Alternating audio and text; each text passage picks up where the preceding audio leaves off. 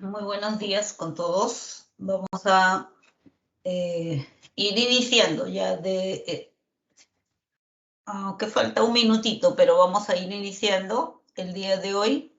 Mi nombre es Elena González, soy psicóloga, obviamente de la Universidad de San Marcos, y les voy a enseñar el curso de psicología. Los voy a acompañar en realidad en el transcurso de este desarrollo del curso.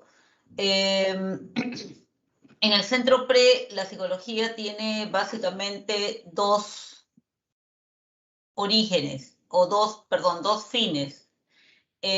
Por un lado, brindarle los conocimientos necesarios para que ustedes puedan rendir un buen examen. Y eso probablemente es lo que más les interesa a la mayoría, y está bien, ¿no? Pero por otro lado, otra de las finalidades es de que ustedes puedan contar con algunas herramientas, estrategias, conocimientos que les puedan servir para que ustedes mismos puedan revisar mejor su propia vida, su propio devenir, y puedan decidir qué corregir o qué no corregir, qué mejorar, ¿no? Y darse explicaciones de muchas de las cosas que a veces nos sorprende y no sabemos cómo explicar. Es probable que ustedes hayan escuchado o ustedes mismos se hayan dicho alguna vez por qué, o se hayan preguntado, ¿no? ¿Por qué estoy haciendo esto que yo juré que jamás harían esto, ¿no? Jamás me comportaría así. ¿Por qué lo estoy haciendo? ¿Por qué continúo comportándome de esta manera que racionalmente yo sé que no debería ser, ¿no? O de repente, ¿por qué no puedo hacer determinada acción o tener determinada reacción si yo sé hasta los pasos para hacerla? Entonces, la psicología te va a dar un poco de luces, de información sobre eso. Cómo tú utilices esa información ya corre por cuenta tuya. Como mucho de lo que sucede en la vida corre por cuenta de cada uno de nosotros, y eso es algo importante de tenerlo claro siempre. Lo que suceda con tu vida depende de ti, no depende del resto. No es de que por tu culpa soy así. Mentira. Eso puede valer hasta los 12, 13 años, pero después de eso sales de tu casa, cierras la puerta, bueno, ahora no puedes salir mucho, y tú decides qué es lo que más te conviene, qué es lo mejor para ti, si dices sí o si dices no. Esa es tu entera responsabilidad, y probablemente ya lo has comprobado muchas veces, ¿no? Luego entras a tu casa y otra vez te comportas según las reglas de la casa. Entonces ya nuestra vida está en nuestras manos. Y si tu vida está en tus manos, tú tomas tus decisiones y tú eres responsable de ellas. Si te criaron de una manera o te criaron de otra, si te gustó o no te gustó cómo te criaron, eso ya es pasado y no se corrige. No se corrige el volver a vivirlo, pero sí puedes corregir las consecuencias de ello, ¿no? O sea, si no te gusta una costumbre que tienes, cámbiala. Depende solamente de ti. Te va a tomar más tiempo mientras más edad tengas, pero que puedes hacerlo si deseas, si estás convencido o convencida que debes hacerlo. Bien, antes de dar inicio a clase, algo más que tenía que hacer era felicitarlos a todos y cada uno de ustedes por estar aquí. Es muy importante, es muy valioso que hayan emprendido este doble reto. Por un lado, prepararse para el ingreso a la Universidad Nacional Mayor de San Marcos, lo cual es muy bueno, lo cual de verdad que es un orgullo. Y por otro lado, decidir hacerlo en una situación que tiene más dificultades, como es esta situación, ¿no? Que a pesar de que las circunstancias hayan o traten de ser lo mejor posible, tienen un multichat, van a tener atención psicopedagógica y se va a tratar de estar al lado de ustedes, pero a pesar de ello es diferente, ¿no es cierto? Pero a pesar de eso, ustedes decidieron postular, y eso es asumir un reto doble, ¿no? Es un reto más grande. y lo decidieron hacer, y eso es muy bueno, y eso merece una doble felicitación también. Bueno, empecemos con el curso para que no nos gane el tiempo. La psicología probablemente es algo, o la palabra psicología la han escuchado en alguna ocasión anteriormente. Puede ser cuando estaban en la primaria, ¿no? Que los mandaron al psicólogo, la psicóloga les hizo algún taller, una práctica, una charla.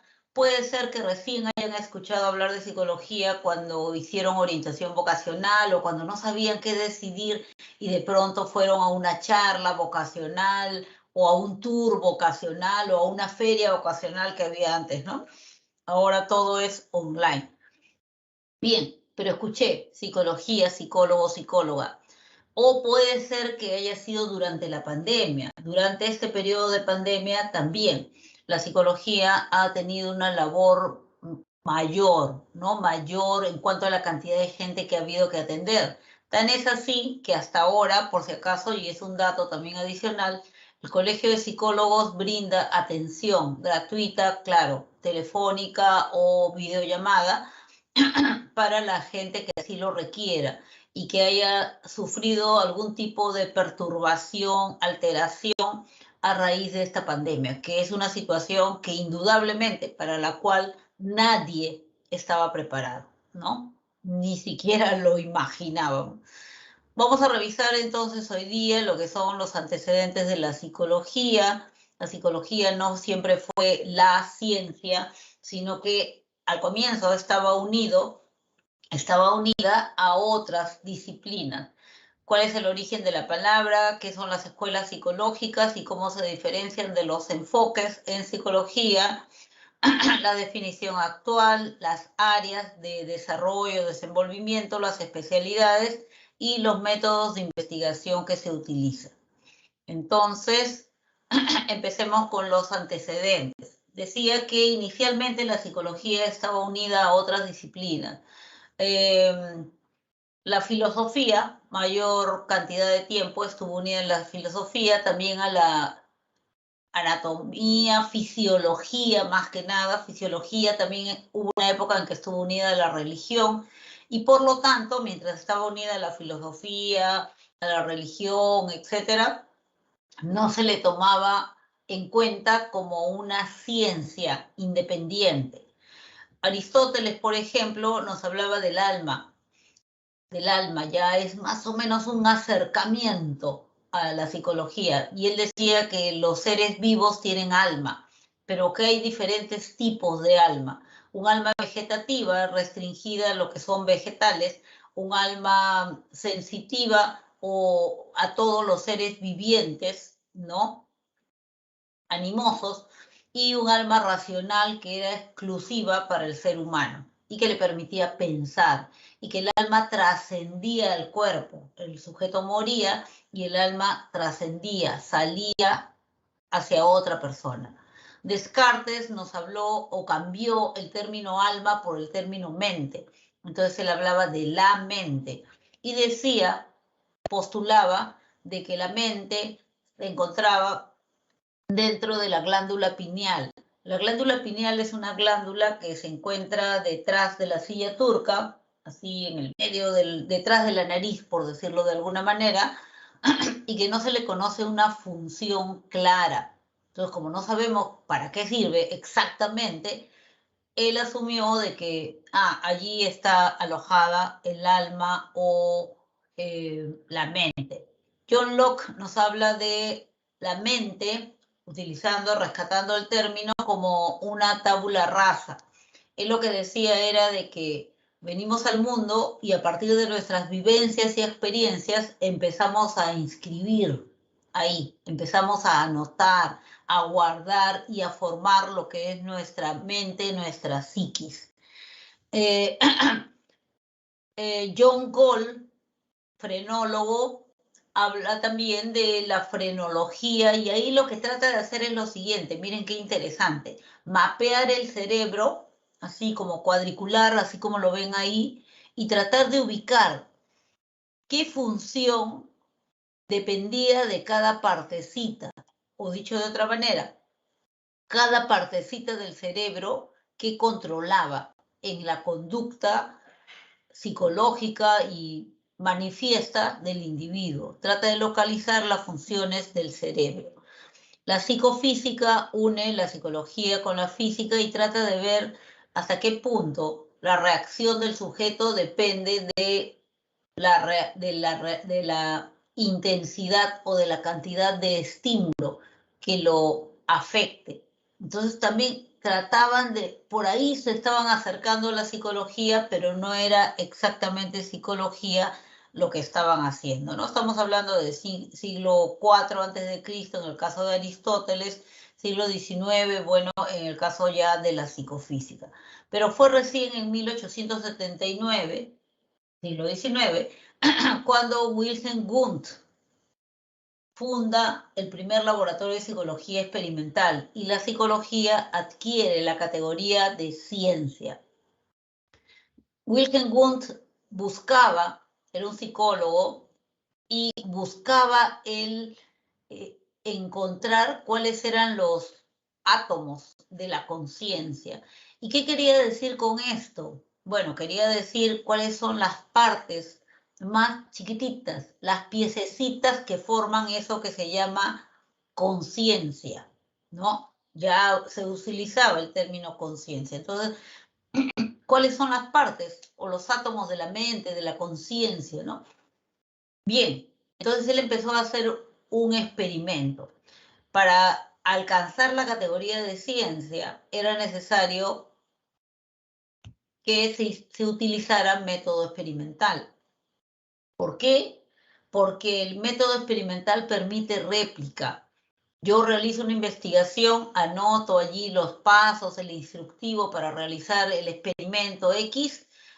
Tú puedes hacer lo mismo con mi instructivo. Y él también puede hacer lo mismo y ella también puede hacer lo mismo.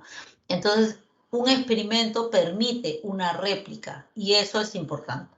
Entonces, por eso, para alcanzar la categoría de ciencia se necesitaba hacer experimentos. Bien, Wilhelm Wundt realiza, dice él en los escritos, que deja en una vetusta aula de un segundo piso de la Universidad de Leipzig, con un grupo de alumnos del último año de psicología. Se reúnen para realizar un experimento. Era un experimento que hoy en día puede tener 1001 críticas, pero para la época fue un experimento suficiente como para darle la categoría de ciencia a la psicología. Y la vetusta aula se convirtió en el primer laboratorio de psicología experimental. Él quería saber cuáles eran las partes más chiquititas que formaban la mente o la conciencia. La palabra psicología deriva de dos voces griegas, psiche, alma, logos, tratado, estudio. Diríamos que etimológicamente la psicología es la ciencia del alma, o en todo caso el estudio del alma, el conocimiento del alma, ¿ya? Término que se fue cambiando poco a poco. A partir de que la psicología alcanzara la categoría de ciencia, aparecen las escuelas. Y aquí, cuidado, ¿cuál es la diferencia? ¿En qué cosa es lo que distingue a las escuelas? Cada escuela psicológica propone un objeto de estudio para la psicología. No coexisten, por lo tanto, dos escuelas psicológicas. Por ejemplo, nace una escuela y dice la psicología debe estudiar A. Viene otra escuela, surge otra escuela y dice no, debe estudiar B y la desplaza. Viene otra escuela y dice, no, equivocado, debe estudiar C y la desplaza. Las escuelas se van desplazando una a otra. La primera escuela en surgir fue la escuela estructuralista. Se le llamaba así porque buscaba o proponía como objeto de estudio para la psicología la estructura de la conciencia. Hay que estudiar la estructura de la conciencia. La psicología debe estudiar la estructura de la conciencia. Ah, son los estructuralistas. Esta escuela fue fundada por Edgar Titchener, que era uno de esos alumnos que hizo junto con Wilhelm Wundt el primer experimento de psicología. Bien, utilizaban como método de investigación la introspección experimental. ¿En qué consiste? Fíjense, cuando ustedes tienen una palabra que no saben qué significa, una estrategia que ayuda mucho es la siguiente. Intuitivamente yo digo, esta palabra, ¿cómo estará formada? Introspección. ¿De qué voces deriva? Intro. Yo creo intuitivamente que puedo partirla en introspección. Introspección. Intro. ¿A qué me suena? Intro, dentro. Ya está. Spección. Spección me suena a inspección, investigación. Ya, correcto. La introspección es el método de investigación a través del cual tú observas dentro de ti. ¿Ya? Haces una inspección dentro de ti, investigas dentro de ti, ves dentro de ti. Casi siempre funciona esa estrategia. ¿Por qué? No es magia, no es tampoco un juego. O sea, es que nuestra intuición es un razonamiento no consciente, ¿no? Es un razonamiento, pero que tú no tienes claro cuáles son los elementos que utilizaste para razonar. Entonces, por eso funciona. Casi siempre, tampoco no siempre, toda la vida, ¿no? Pero casi siempre funciona, porque casi siempre tenemos por ahí los elementos, pero no los tenemos claros. Bien, entonces los estructuralistas lo que hacían era pedirle al sujeto de investigación que narrara qué sentía, qué pensaba, qué imágenes aparecían, qué sentimientos afloraban cuando sucedía X cosa. Por lo tanto, la introspección la hacía uno mismo. Y ahí fue toda la crítica para la introspección, porque él mismo realizaba o sea, yo no te puedo hacer introspección a ti, tú no puedes hacer mi introspección a mí.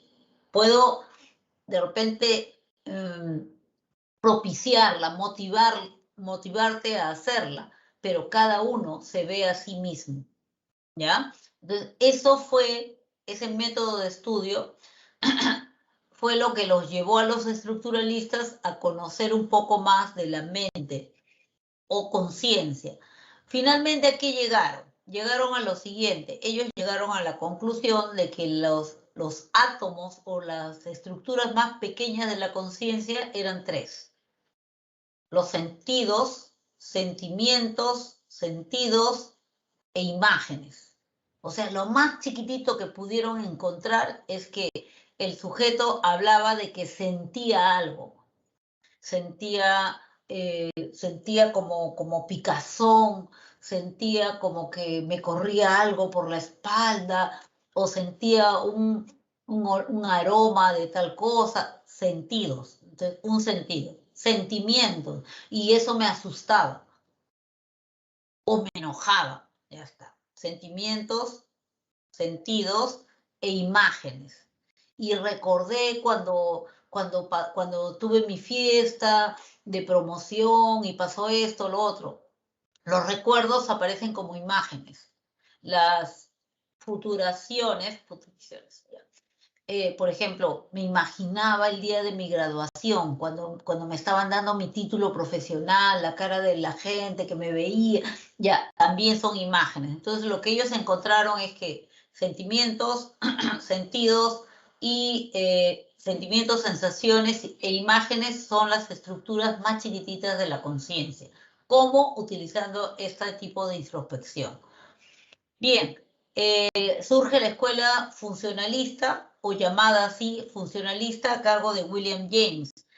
Y ellos dicen, bueno, está bien estudiar, ya saben, la estructura de la conciencia, pero ¿qué utilidad tiene? ¿Acaso no es más importante saber para qué sirve la conciencia? Entonces ellos proponían que la psicología estudie la función de la conciencia, por eso se le llamó funcionalistas. James es uno de los representantes más significativos. Ellos también aplicaban introspección, pero un poquito más rigurosos. Era una introspección en situaciones estandarizadas. ¿Eso qué quiere decir? En una situación igual, a una situación igual eran expuestos diferentes sujetos. Por ejemplo, un cubículo con paredes, techo, piso, color rojo, donde hay una silla de color rojo.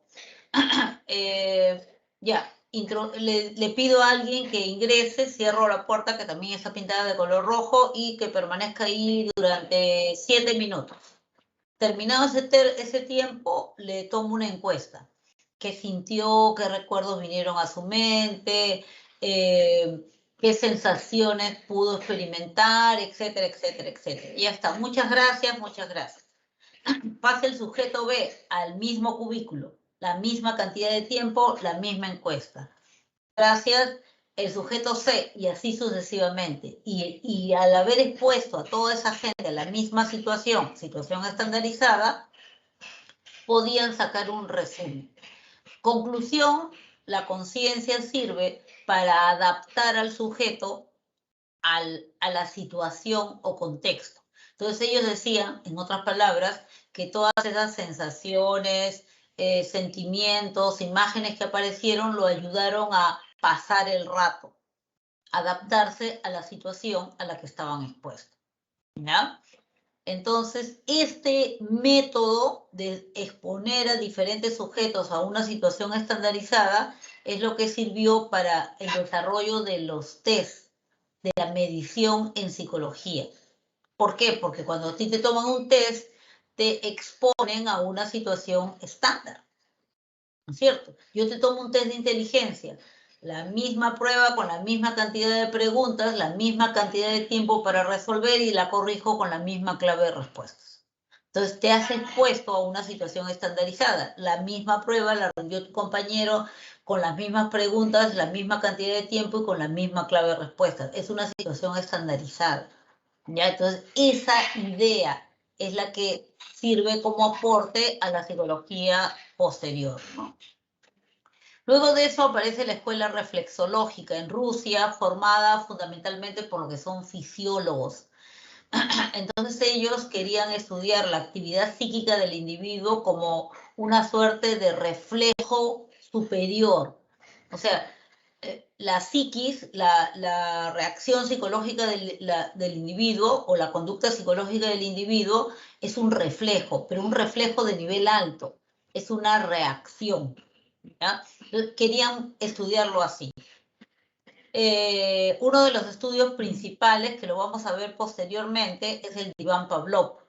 Él trabaja y tiene un experimento que es muy conocido en psicología, que es el experimento que hace que lo lleva a descubrir lo que se conoce con el nombre de condicionamiento clásico, que es lo que te explica por qué realizas respuestas automáticas, por qué reaccionas automáticamente de una manera determinada. Ah, por condicionamiento clásico. ¿Qué es esto? Una suerte de reflejo.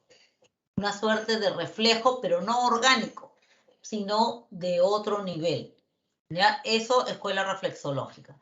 De ahí, para ser cronológicamente exacto, surge el psicoanálisis, desarrollado, fundado y defendido por Sigmund Freud. Él decía, no, la psicología no debe estudiar la conciencia, la psicología debe estudiar el inconsciente. In, prefijo que significa sin, ¿no es cierto? Consciente viene de conciencia, el inconsciente es lo no consciente, o sea, lo que no me doy cuenta, exacto. Él proponía estudiar el inconsciente. Sigmund Freud era un médico psiquiatra que se dio cuenta en su práctica profesional que habían personas que padecían ciertos males que no tenían una raíz orgánica.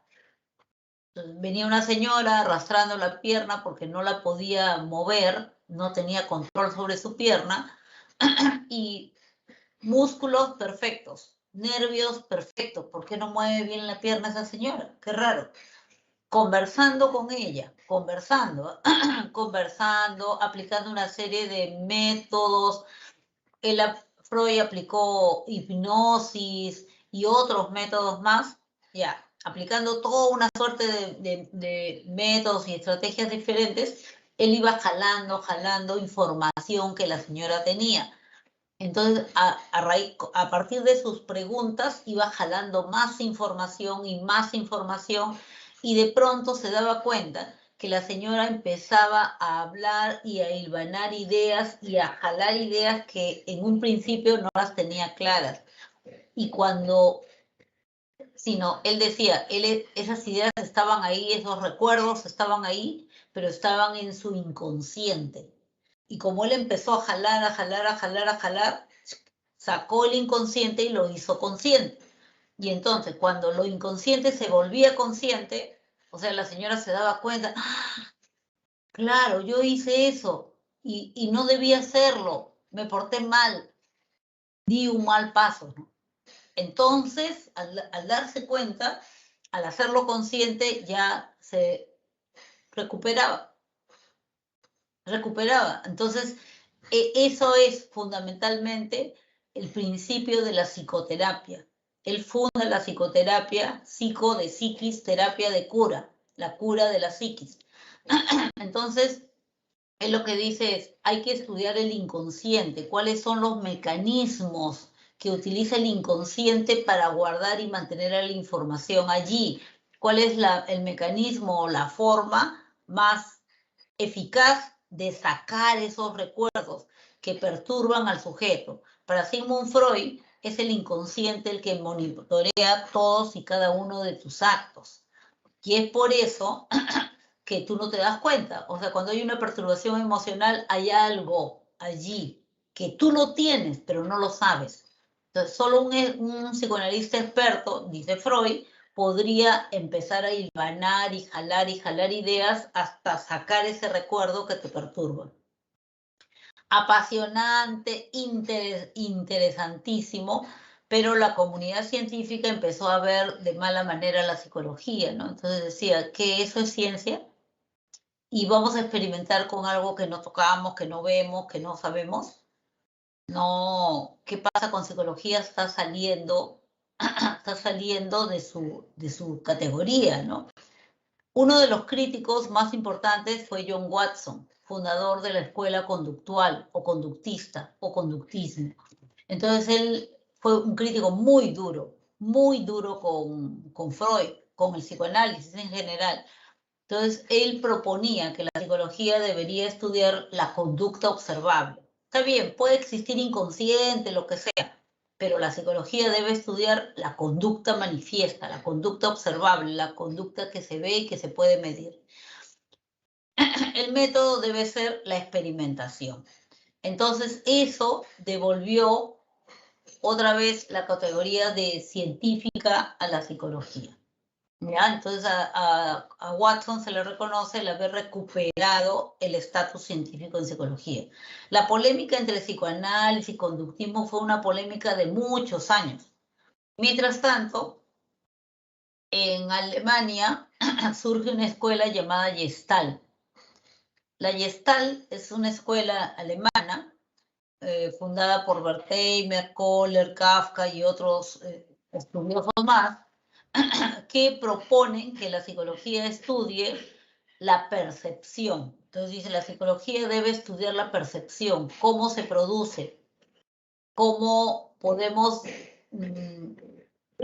hay leyes o no hay leyes, para qué es útil, pueden haber perturbaciones, distorsiones en la percepción, hay que estudiar la percepción, porque la percepción es la clave del mundo psíquico, del mundo psicológico. ¿Cómo así? Ya, ¿qué es la percepción? La percepción es la interpretación que tú haces de tus sensaciones. Por ejemplo, estoy escuchando un ruido, entra como una onda sonora, ¿no? Por mi oído y se registra en el cerebro. Eso es sensación. Pero yo interpreto y yo digo, alguien está trabajando en construcción, está clavando o algo así. Esa interpretación que yo hago, eso se llama percepción. Entonces, la percepción es la interpretación que tú haces de tus sensaciones. Pero entonces me dirás, entonces todo el tiempo estamos percibiendo, ¿correcto? Todo el tiempo estamos percibiendo. Entonces, sí, tienen razón, hay que estudiar la percepción. ¿Por qué yo puedo interpretar el mundo de una manera y tú de otro, y ella de otra manera? ¿Por qué? O sea, ¿cuáles son las leyes que rigen la percepción?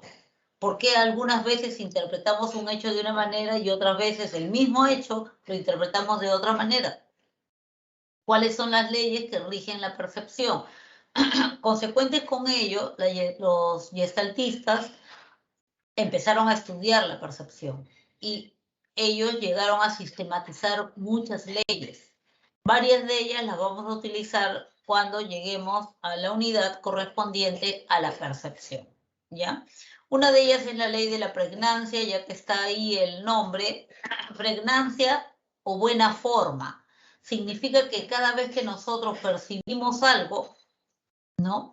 Hay una tendencia a darle buena forma. ¿Qué significa buena forma? Una forma conocida, una forma fácil de memorizar, ¿ya? Y es por eso, y eso mismo puede llevarnos algunas veces a errores, pero la percepción es eso, y eso es el principio de pregnancia. Siempre tratas de darle buena forma, forma conocida, forma simétrica, forma fácil de memorizar. Entonces, hay gente, por ejemplo, ¿no?, que no abre bien la boca cuando habla, no articula bien las palabras, pero tú le entiendes. ¿Por qué? Porque tú le diste buena forma. O hay algunas veces alguien que viene a visitarnos y está oscuro, está nublado, ¿no? No la ves bien, pero tú, eres fulanito, lo reconoces. El reconocer algo o alguien es darle buena forma. ¿Por qué? Porque te vales de los indicios para tú reconstruir, armar tu percepto, tu materia de percepción. Bien, el insight es otro de los principios también de la escuela gestáltica, que significa comprensión súbita. Bien, toda esta diferencia que había entre las escuelas se terminó cuando la psicología adopta una definición, ¿no? Cuando usa todo como materia prima y al final consensúa una definición, un propósito para la psicología. Y dice, la psicología es la ciencia que estudia los procesos mentales y el comportamiento. Entonces, allí está marcando el propósito de la psicología. Ahí ha consensuado, integrado todo lo dicho por las escuelas. Y ya, adiós escuelas. Ya no hay más escuelas, porque hasta hoy se mantiene eso como el propósito de la psicología. Estudiar, ser ciencia primero, y estudiar los procesos mentales, conscientes o inconscientes, y el comportamiento del sujeto. A partir de entonces surgen los llamados enfoques psicológicos. Ojo, esa es una diferencia. Los enfoques aceptan un propósito, un propósito para la psicología. Las escuelas no. Las escuelas cada una propone su propósito de estudio, ya su objeto de estudio. Bien, los enfoques psicológicos, algunos de ellos recogieron lo trabajado por las escuelas, ¿no? Todo lo que habían ganado las escuelas. Por ejemplo, el enfoque psicodinámico recoge todo lo trabajado por el psicoanálisis. Entonces dice, está bien, la psicología es la ciencia que estudia los procesos mentales y la conducta, pero yo, enfoque psicodinámico, me voy a dedicar a estudiar cómo los conflictos, ¿no?, inconscientes influyen en la conducta del sujeto. Ya está. Ese es el objeto de estudio de la psicología y yo voy a estudiar desde esta perspectiva. Ese es un enfoque. Cómo los factores socioculturales influyen o qué relación tienen con los trastornos psíquicos. Karen Horney, Eric Fromm, Alfred Adler son neopsicoanalistas o seguidores del enfoque psicodinámico. El enfoque conductual también recoge, obviamente, todo lo trabajado por el conductismo o por la escuela conductual. Y dice, ya está bien, nosotros nos vamos a dedicar a estudiar cómo el entorno, o sea, todo lo que te rodea, influye en tu comportamiento. porque a mí siempre me interesó el comportamiento, nada más, la conducta. Entonces, vamos a estudiar cómo es que todo lo que te rodea y que constituye tu entorno determina que tú sigas comportándote de una manera o que dejes de comportarte de esa manera. ¿Qué es lo que hace que continúes portándote así o que dejes de comportarte de una manera determinada? ¿Cómo influye eso? Y trabaja fundamentalmente en lo que son programas de reforzamiento. El reforzamiento viene a ser algo así como la consecuencia, ¿ya? Como el premio que recibe alguien. Y cómo a partir de eso se puede ir modificando conductas. Burgos Friedrich Skinner, Joseph Wolf, Hans Eysen son algunos de sus representantes. El enfoque humanista no tiene mayores antecedentes, bueno, por ahí algunas ideitas, pero no directamente. Aquí lo que ustedes tienen que no olvidar es que el enfoque humanista, acá, lo humano, ¿no? Humanista viene de humano. Entonces el enfoque humanista resalta eso, la calidad humana como la principal posesión. Entonces, por el solo hecho de ser humano, dice este enfoque, el sujeto tiene la capacidad de ser feliz, de autorrealizarse. Y lo que sucede es de que la vida te pone una serie de obstáculos, tropiezos, zancadillas, etcétera, y tú no puedes avanzar así fácilmente. Entonces dice, nosotros nos vamos a dedicar a estudiar cómo dotamos al ser humano de herramientas, estrategias para poder ir venciendo todos los obstáculos y salir adelante. ¿Ya? Entonces, eso es el enfoque humanista. Todos los libros, por lo tanto, que ustedes vean en el mercado legal o ilegal, de autoayuda tienen corte humanista. El poder está dentro de ti. Te estoy dando herramientas para que tú puedas vencer obstáculos. Enfoque humanista. O sigue adelante, ¿no? Si perseveras, triunfarás. Ya, todo eso es corte humanista. Todo es, ustedes se ponen a pensar y sí, pues, o sea, ¿qué pretende? Que saque lo mejor de mí, darme herramientas o estrategias para sacar todos los obstáculos de mi camino y ser feliz, sentirme realizado, sentirme realizada. Entonces, eso es enfoque humanista. Luego tenemos el enfoque cognitivista, que es un enfoque que está muy utilizado, actualmente está en su momento, creo yo, respecto a lo que es terapia. La mayoría de terapia que se hace desde una perspectiva, desde un enfoque cognitivo-conductual de repente, pero cognitivo. ¿Qué dice el enfoque cognitivo? Dice, está bien, la psicología es la ciencia que estudia los procesos mentales y la conducta. Nosotros nos vamos a dedicar a investigar los procesos cognitivos, cómo influyen en la conducta del sujeto, conducta manifiesta, pararse, gritar, hablar, exponer, etcétera, y en la conducta emocional, llorar, reír, asustarse, ¿no? Etcétera. Entonces, ¿qué cosas son los procesos cognitivos? Los procesos cognitivos, procesos mentales, son sinónimos, son atención, percepción, memoria, inteligencia, toma de decisiones. Esos son los principales procesos mentales. Entonces, el enfoque cognitivista busca saber cómo estos procesos influyen en tu conducta. Y sí, por eso les digo que se usa mucho en terapia. Cómo tus pensamientos, por ejemplo, influyen en tus emociones y hasta son determinantes. Como si tú piensas que esta persona te quiere hacer daño, cuando tú lo ves, o te enfrentas o te rehuyes, ¿no? Lo evades. ¿Por qué? Por lo que tú piensas.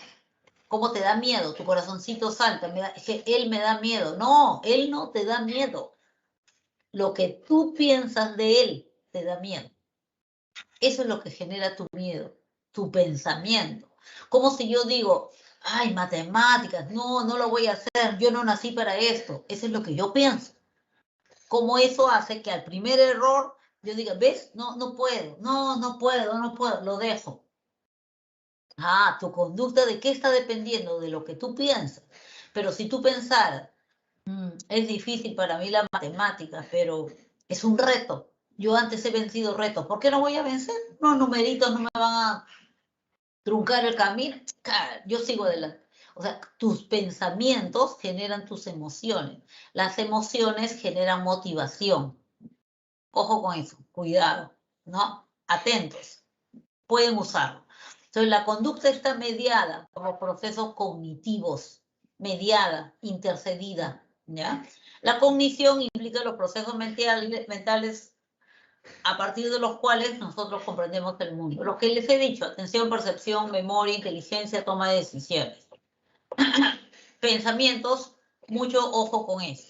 Piaget, bueno, trabajó Jean Piaget, Albert Bandura, Jerome Brunner, Ausubel. Brunner y Ausubel fundamentalmente en el área educativa. Ya.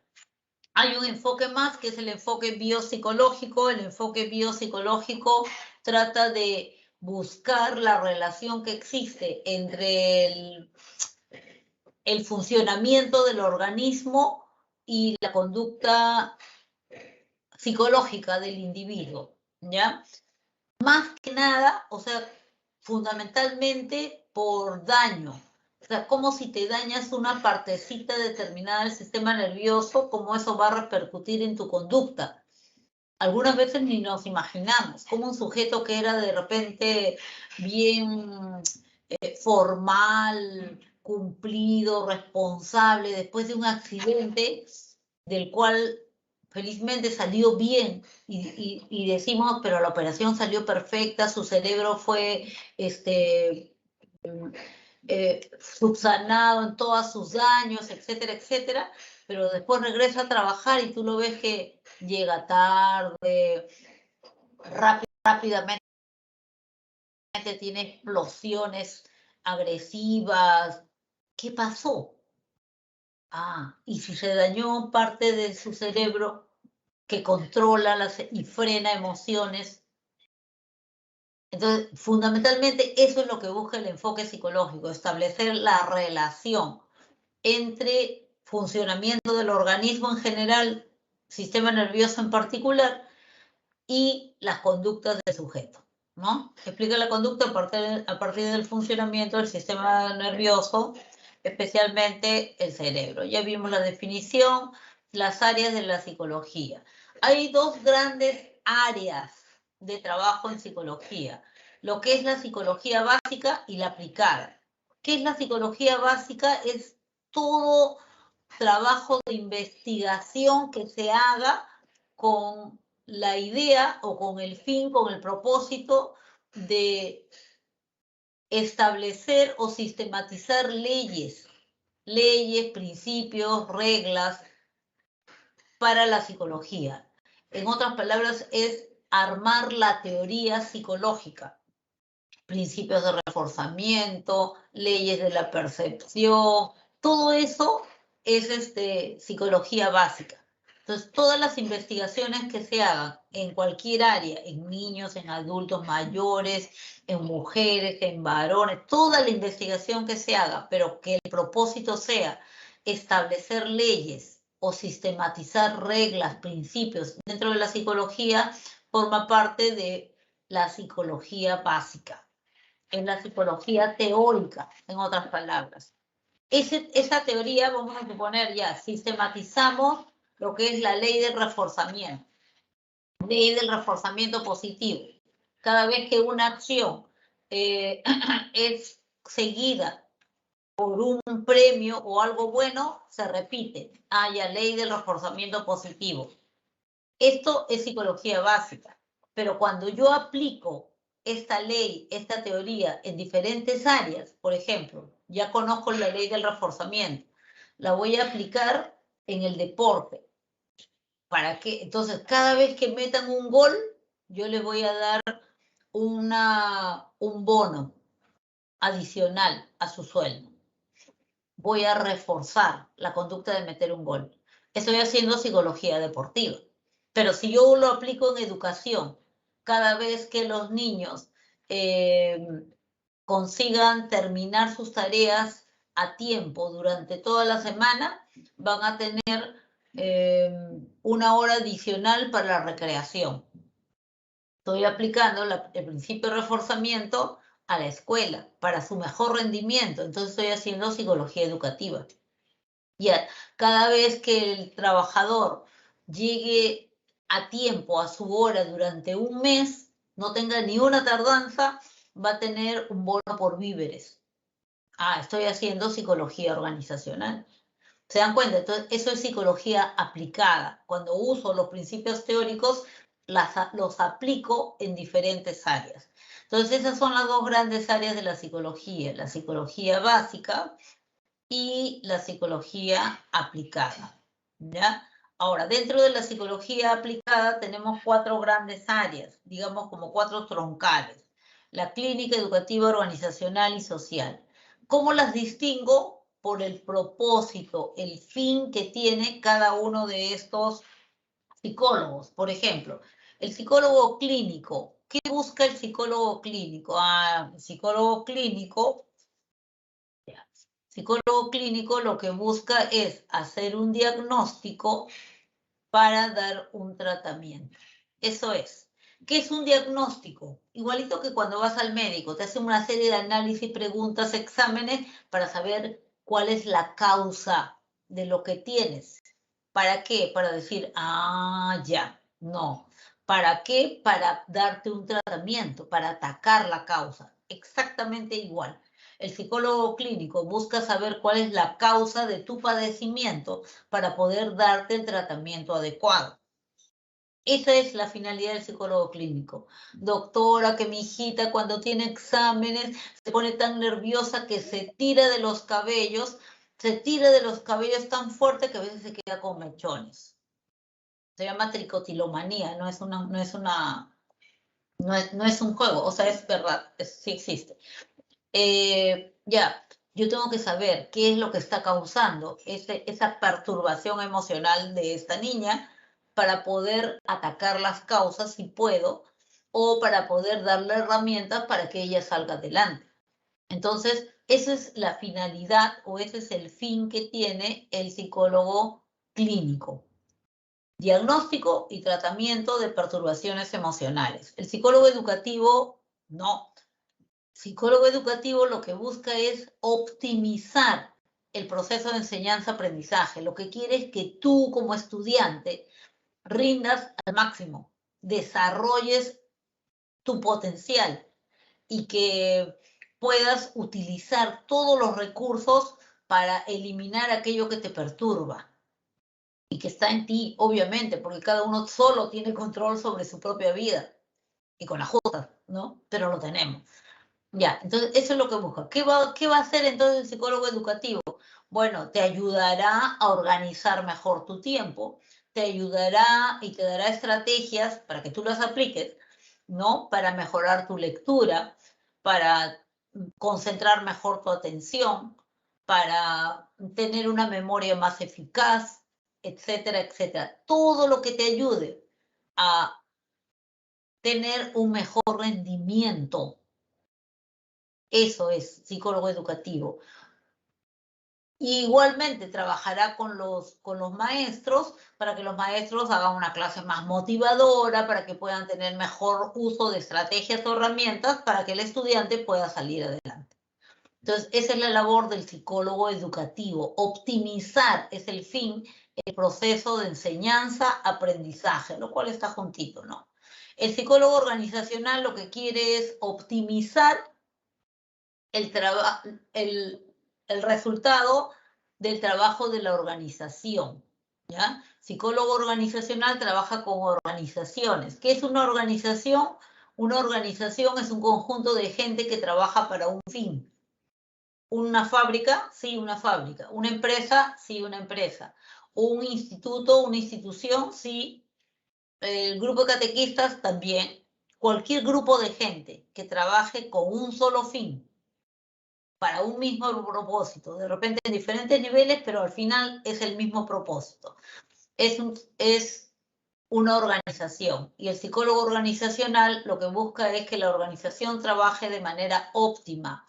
¿qué necesita para ello? ¿Qué labores debe realizar? Empezando, podría seleccionar a los miembros de la organización y hacer selección de personal. Pero de repente llegó a trabajar y ya todos están nombrados, o sea, no puede mover a nadie. Entonces, no puede sacar tampoco a nadie, ¿no? Bueno, los capacitará, los nivelará, les enseñará a llevarse mejor, los ayudará a tener mayor identidad con su empresa, institución, fábrica, etcétera, porque una persona que se siente identificada con un organismo trabaja mejor, rinde más, los ayudará a sentirse bien tratados, por ejemplo. ¿Y para qué? Para que puedan rendir mejor, estén más motivados. Esa es la labor del psicólogo organizacional. Y el psicólogo social es el que trabaja haciendo intervenciones en grupos sociales establecidos. El ser humano es un ser social y por lo tanto se mueve en grupos. Ahorita ustedes son el grupo de estudiantes y yo formo parte del grupo de docentes. Ya, van después, pero son el grupo del distrito de, no sé, San Juan, de Pueblo Libre, de Magdalena, de diferentes distritos. O sea, son grupos, somos grupos sociales, somos los hijos o los padres, ¿no? Siempre estamos formando un grupo y cada grupo tiene un rol establecido, tiene un rol, tiene una serie de repente características o reglas de comportamiento. Cuando asumimos un rol, nosotros nos ponemos todas esas características. El psicólogo social va a investigar eso. El psicólogo social tiene que saber todo eso para poder intervenir, trabajar de manera eficaz en cada grupo social. Diferente será un taller que yo programe para madres gestantes de 40 años al mismo taller con el mismo objetivo que programe para madres gestantes de 15 años. Porque cada grupo tiene sus propias características y el psicólogo social hace eso, intervenir en grupos sociales establecidos. Diferente será un taller sobre emprendimiento que dicte en la sierra al que dicte en la selva, porque cada grupo tiene diferente idiosincrasia, diferentes reglas que lo manejan. ¿Ya? Entonces, esa es la diferencia entre los diferentes tipos de psicólogos. Los métodos de investigación en psicología son básicamente la combinación de varios, pero acá tenemos tres. El método descriptivo, que lo que busca hacer justamente es eso, describir una situación, cómo se está dando. Para eso utilizo registros. Yo observo comportamientos que no sé bien qué es lo que está pasando, solo sé cuál es la perturbación. Observo, registro y trato de hacerlo de la manera más objetiva posible para después analizar mi registro y tratar de establecer ahí cuáles son las relaciones que se están dando. En el método correlacional, lo que yo hago es investigar si hay dos situaciones llamadas variables que se dan juntas, que se mueven juntas. Por ejemplo, la variable edad y la variable responsabilidad. Y entonces yo digo, sí, me he dado cuenta, investigando estos datos, que a mayor edad, más responsabilidad. Por lo tanto, a menor edad, menos responsabilidad. Entonces, solamente es un método para investigar, hallar variables que están moviéndose juntas. El método experimental, que es el que más se utiliza, acá sí, yo busco una relación causal, causa-efecto. Yo quiero encontrar cuál es la causa de determinadas situaciones. Entonces lo que hago es investigar, pues, cómo planteo situaciones que me permitan investigar. Ay, chica, ya está. Ya. Situaciones que me permitan investigar si yo planteo una hipótesis. Una hipótesis es una suposición donde yo establezco una relación causal. Entonces yo de repente digo, los alumnos que estudian por la mañana temprano tienen mejor rendimiento que los que estudian por la noche hasta la madrugada. Es mi hipótesis. Entonces, en esa hipótesis yo establezco una relación causal. El horario de estudio determina el rendimiento del sujeto. El horario de estudio, que es la causa, se le llama variable independiente, porque yo lo puedo variar, ¿ya? Yo lo manipulo. Y el rendimiento, que vendría a ser la consecuencia, es la variable dependiente, porque depende del horario. Entonces yo establezco, generalmente lo que hago es eso, dos grupos. Un grupo donde yo voy a manipular mi variable. Entonces, toda esta aula va a estudiar en la mañana, de 4 a 6 de la mañana. Y todo el resto ya estudio como siempre han venido estudiando. Ya, agarro otra aula, el aula 10, ya está. Voy a medir su avance en el rendimiento, y a ustedes también. Pero todos ustedes están estudiando de 4 a 6 de la mañana, ya está. Ustedes son mi grupo experimental. ¿Por qué? Porque yo estoy manejando, controlando, ¿no? Manipulando la variable independiente. Se llama grupo experimental. Y los otros solamente me sirven para comparar, supervisar. Son mis grupos de control. Ya está. Profe, vamos finalizando, por favor. Bueno, entonces de eso se trata. De comprobar una hipótesis, fundamentalmente, ¿no? ¿Estamos en la hora? ¿No estamos en la hora? Sí, sí, les voy a mandar la clave respuestas. Estas 3 primeras preguntas son las preguntas las 3 primeras que están allí, ¿ya? Eso sería todo por ahora. Muchísimas gracias. Espero haberles ayudado un poquito a que esto sea más claro. Nos vemos. Chao, gracias.